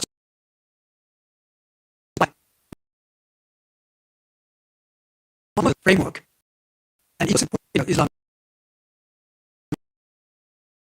So I'm going to go through. I'm sure I've covered this, but they made significant progress, and that is reflected in the ecosystem. Today, we've got a number of banks, none of them, and again, the Turkish banking market is pretty decent. There's a long way to go. Capital markets in the development. Islamic reasons. Again, to get this sector to us. So this again might have been mentioned. 8% of total assets of banking are in the form of participation. Participation make up 10%, whichever get it. But we're reaching a small issue, a bigger scale. So really matter. In terms of capital markets, it's okay. In civic and in national market issues, again, is relatively developing. In Islamic Finance Development Index, we finally made it. This is great news. It covers all the key factors. So our the 10th relatively developed market out of 100 markets that were covered. As I said, Treasury is prioritizing I think in both domestic and international markets in terms of issuance. So when you look at percent share of domestic financing, over 10% comes from 10 to 18% comes through domestic certificates that we issue, and also Sukuk issuance externally. Again, is as high as almost 1/5 recently. So relatively, Treasury market is relatively more advanced. We do have a strategy market for the participation finance or Islamic finance. The key priorities for us is institutional transformation, more supportive frameworks, etc. Establish a more holistic governance, human capital aspects, as well as awareness, trust, and financial literacy. So there's really across the board, and the strategy to 2025 identify based on what is missing. I think we have a decent strategy, but of course execution is key. One of the issues that we're working on right now is to push through a draft Islamic finance law through the parliament. We're working with participants, of course, with stakeholders. There were issues that they didn't like, was taken out, because we don't want to do something the sector doesn't think it will help. We want to work with the sector to make sure that it helps. And so, again, I'm not going to go through details. Hopefully, it should help. We are at the heart of Istanbul Financial Center. So, if I may, I'd like to briefly tell you a little bit about that as well.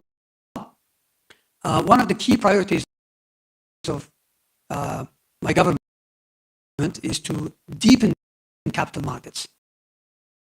There is heavy reliance on banking sector.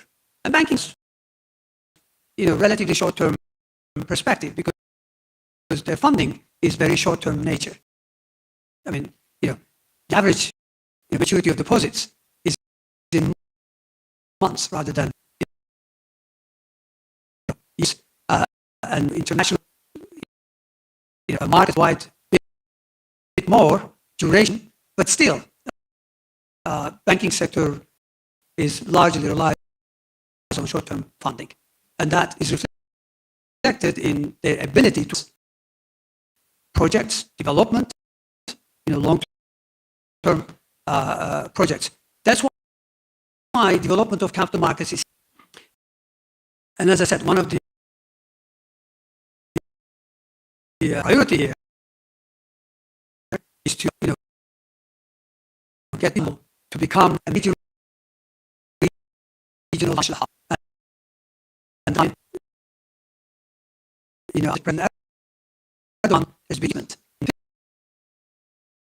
physical financial system. We've also invested in regulatory ecosystem in human capital, in across the board. So it's physical, so our incentives for those to operate into financial sector. First of all, 100% corporate tax exemption for financial services. There are also exemptions from all sorts of duties. So this is an attractive way to be based. And,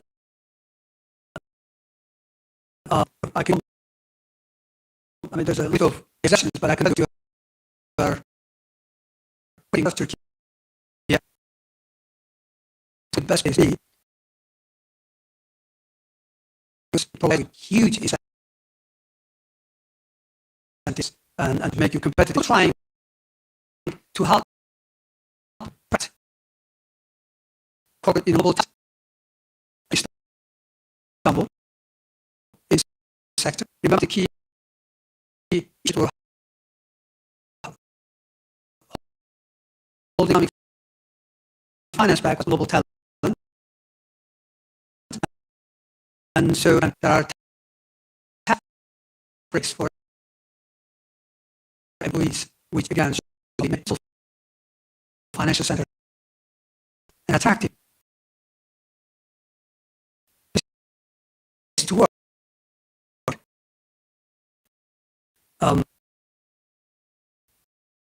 That's I believe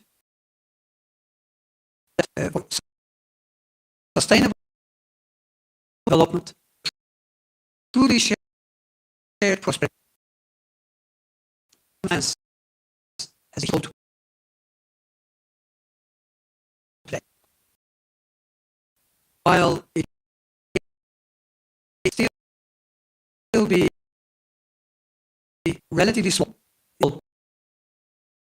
picture, I believe that of causes brainstorming will help because we have rapid in almost nowhere accounting for the overwhelming global financial system.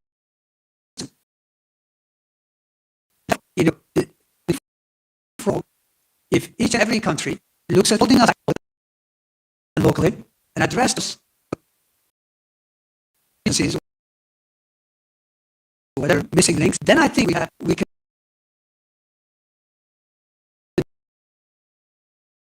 we can jump from 10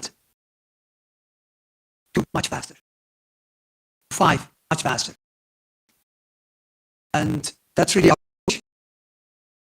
hope. And we're very grateful this for AlBaraka to host us,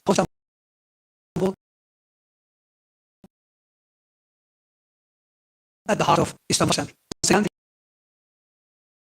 you and wishing you Minister stressed on the importance of selecting the for the future of Islamic finance. Thank you for that presentation. Esteemed guests are now going to take a little bit of a break for and for lunch. There is a mosque that in distance. We have personal hall. Thank you very much.